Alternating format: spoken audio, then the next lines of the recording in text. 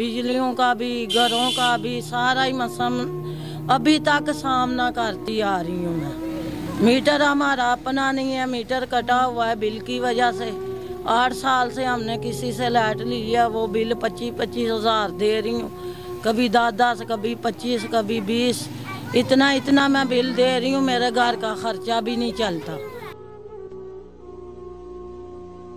भूखे तो नहीं रहना, या किसी के आगे हाथ तो नहीं फैलाने, हमें भूखे से मारे हमें पैसे दो। ज़ाहिर अपनी पेट के मगर, बच्चों के मगर करना पड़ता है। कितना कमा लेती दिन का यहाँ से? 200-300। घर की आपने जिम्मेदारी ली हुई तो कैसे सर्कल चल जाता? बस अल्लाह चलाने वाला है, एक दिन पका ली 2 दिन खा ली। मैं यही मैसेज दूंगी कि घर में बैठने से बाहर निकल के अपना काम करें और अपनी हक हलाल की कमाई करें। अस्सलाम वालेकुम नाज़रीन, पानी वर्ल्ड न्यूज़ के साथ मैं हूँ आपका मेज़बान अदनान खान। इस टाइम मौजूद है मुस्लिम टाउन पर। आज आपकी यहाँ पर मुलाकात कराने जा रहे हैं 45 साल सुगरा से, जो कि यहाँ पर 14 साल से दुकान चला रही हैं। ये यहाँ पर बैठी हैं, रिज़्क़ हलाल कमा रही हैं और बच्चों की रोज़ी और अपने शोहर को पालने के लिए ये यहाँ पर अपनी दुकान चला रही है और रिज़्क़ हलाल कमा रही है। आखिर क्या वजह बनी कि इनको ख़ुद बाहर निकलना पड़ा और ख़ुद कमाने के लिए आना पड़ा? इनकी कहानी इन्हीं की ज़बानी जानते हैं। अस्सलाम वालेकुम, कैसी हैं आप? ठीक हूँ। ये बताएंगे कितना टाइम हो गया आप ये दुकान चला रहे हैं? 14 साल। 14 साल। क्या वजह बनी कि आप वो खुद आना पड़ा, खुद कमाने के लिए बाहर निकलना पड़ा? मियाँ का काम कोई नहीं, इसलिए कमाना पड़ा। कितने साल हो गए आपकी शादी? 16 साल। 16 साल। जब आपकी शादी हुई तो उस टाइम आपकी मियाँ क्या काम करते? बिजली का। बिजली का? हाँ जी। और क्या वजह बनी कि उन्होंने काम क्यों छोड़ दिया? वो दुकान बंद हो गई, उसकी वजह से उन्होंने काम छोड़ा, तो फिर घर आके बैठ गई। अच्छा, मुझे ये बताएगा कि ये दुकान का ख्याल कैसे आया कि आप खुद दुकान भी एक स्टार्ट करें? वो मेरे मियाँ का काम नहीं, बीमार थे, इस वजह से मैंने सोचा कि भाई घरों में काम करने से मैं घर में ही काम कर लूँ, कोई परचून की दुकान कर लूँ या सिलाई का। कोई काम नहीं मिला, मैंने परचून का काम किया। फिर उसके बाद मैंने दुकान वालों से रब्ता किया, उधर से सौदा धार पकड़ा, तो फिर मैंने काम शुरू। अच्छा, किस टाइम आपने 14 साल पहले जब आपने स्टार्ट किया था तो कितने आपके पैसे लगे थे और वो पैसे कहाँ से, आपने खुद कहीं से लिए थे या कर्जा लिया था आपने? नहीं, मैंने घर वालों से उधार लिए थे 10,000 रुपया। उस वक़्त जितनी उनकी अमाउंट से उन्होंने दे दिए थे भाई ने और हम वालदा ने। तो उसके बाद मियाँ जाता रहा काम पे, वो बीमार हो गए, फिर उसकी वजह से वो घर बैठ गए। फिर मैंने ये दुकान का सोचा कि चलो घर में दुकान छोटी सी डाल लूँ। फिर मैंने परचून वालों से बात की कि मुझे आप धार सौदा दे दें, मैं आपको साथ साथ किश्तें देती रहूँगी।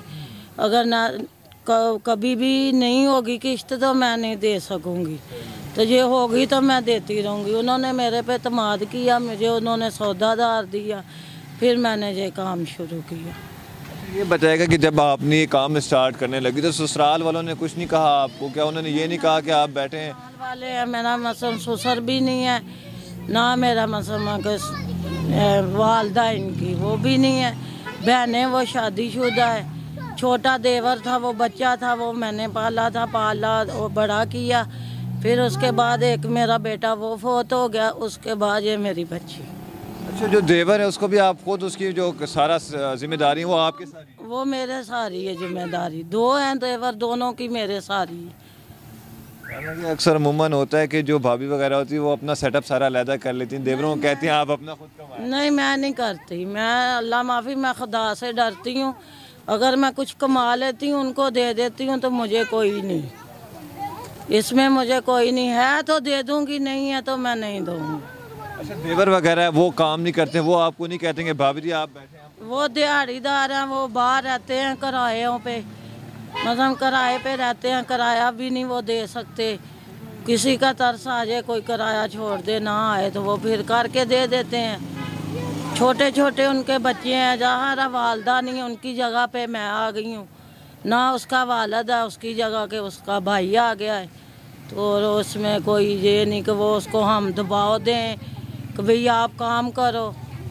ज़ाहिर माँ बाप होगा तो वो तो झिड़केगा, मैं तो फिर भी भाभी हूँ, तो वो तो मुझे तो अल्लाह का डर है कि नहीं, उनका माँ बाप नहीं है तो चलो कोई बात नहीं, अगर मैं खाती हूँ तो ये भी खा लें।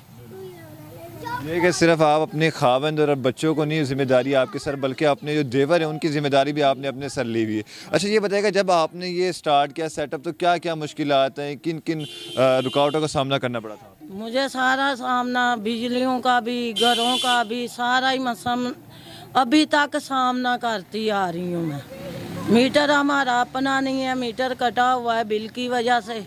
8 साल से हमने किसी से लाइट ली है, वो बिल 25-25 हज़ार दे रही हूँ, कभी 10-10, कभी 25, कभी 20, इतना मैं बिल दे रही हूँ, मेरे घर का खर्चा भी नहीं चलता।